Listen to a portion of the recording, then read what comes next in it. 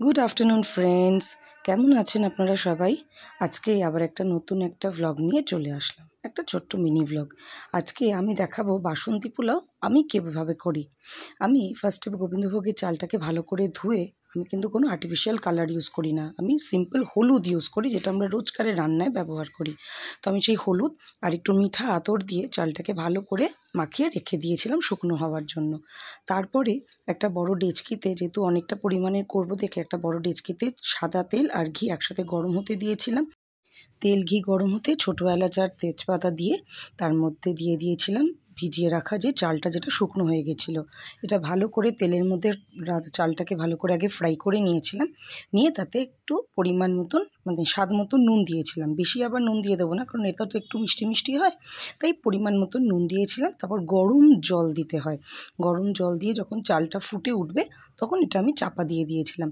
ঠিক 10 মিনিটের রান্না।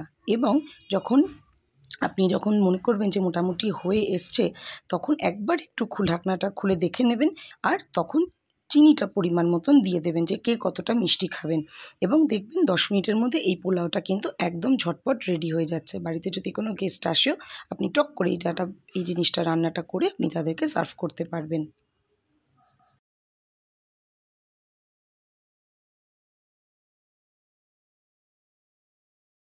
এই যে আমার একদম ঝরঝরে বাসন্তী পোলাও একদম রেডি। আর চাল আর জল, এটার কিন্তু প্রপোর্শনটার একটা ম্যাজিক আছে, যেটা কিনা আমি অন্য একদিন আবার পরে আপনাদেরকে জানাবো। তো এই দেখুন, আমার বাসন্তী পোলাও একদম ঝরঝরে রেডি। আমি শুধু ওপর থেকে কিশমিশটা ছড়িয়ে ডেকোরেট করে দিয়েছিলাম, কারণ একদম রাইসের সাথে আমি যদি একসাথে দিতাম তাহলে কিন্তু মিশে যেত, ঠিক মতন পেতাম না। তাই আমি ওপর থেকে আলগা করে কিশমিশগুলোকে ছড়িয়ে দিলাম, দেখতেও সুন্দর লাগলো।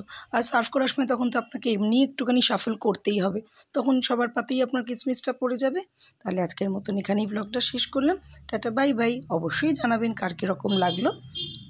ভালো লাগলে একটা লাইক, কমেন্ট আর শেয়ার করে দেবেন।